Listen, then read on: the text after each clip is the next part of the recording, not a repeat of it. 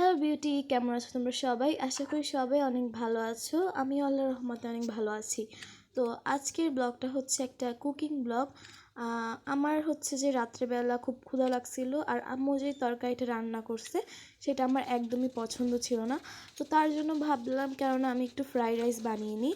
তো fried rice বানানোর জন্য এখানে যা যা মশলা আর যা যা ভেজিটেবল লাগবে সেগুলো সব আমি নিয়ে নিলাম। তোমরা চাইলে তোমাদের বাসায় যা যা আছে সেগুলোই নিতে পারো।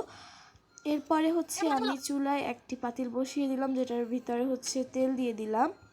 তো তেল দেওয়ার পরে এখানে আমি একটু ভুল করছি, তেলটা আমার একটু বেশিক্ষণ কষানো লাগতো, তারপরে হচ্ছে ভেজিটেবলগুলো দিয়ে তারপরে নাড়া লাগতো। বাট আমি হচ্ছে যে তেলটা দিয়ে একটু কষাই নাই, তেলটা দেওয়ার সাথে সাথেই আমার কাছে যা যা ভেজিটেবলগুলো ছিল সেগুলো আমি সব দিয়ে দিছি। আর বাই দ্য ওয়ে, তোমরা আমি যে ভেজিটেবলগুলো দিছি ওগুলো যদি অ্যাভেলেবেল না থাকে নাও দিতে পারো। তোমাদের বাসায় যে ভেজিটেবলগুলো আছে ওগুলোও চাইলে দিতে পারো।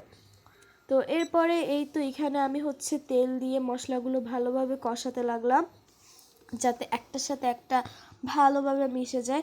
আমার আপা দিদি আমার কাছে মস্কারি করে বলতেছিল যে তুই কী বানাবি, খাইতেই পারবো না, মুখে তুলাই যাবে না।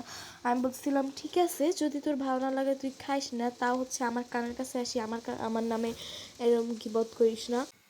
এরপরে এই তো আমি যে ভাতগুলো নিয়েছিলাম এগুলো দিয়ে দিলাম। তোমরা চাইলে আরও বেশি কিংবা আরও অল্প ভাত নিতে পারো। এখানে আমি পরিমাণ মতো ভাত নিয়ে নিছিলাম। আর এখন বেশি কোনো কাজ নেই, আমি চুলার পাওয়ারটা একটু লো করে দিলাম। আর লো করে হচ্ছে এখানে ভাত দিয়ে ভালো করে নাড়াচাড়াতে লাগলাম, কষাতে লাগলাম। আর এইখানে আমার এতটাই খিদে লাগছে যে আমি তর সইতে পারতেছিলাম না, আমি একটু নাড়াচাড়িয়ে উঠে ফেলছি।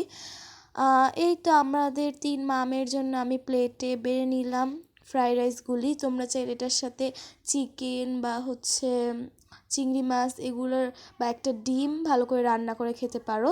বাট আমি এরকমেরই খেয়েছিলাম। আর সত্যি বলতে ফ্রাইড রাইসটা অনেক অনেক অনেক মজা হয়েছিল, জাস্ট সরিষার তেলটা একটু ফ্লেভার আসছিল, বাট ওইটা মানা যায়।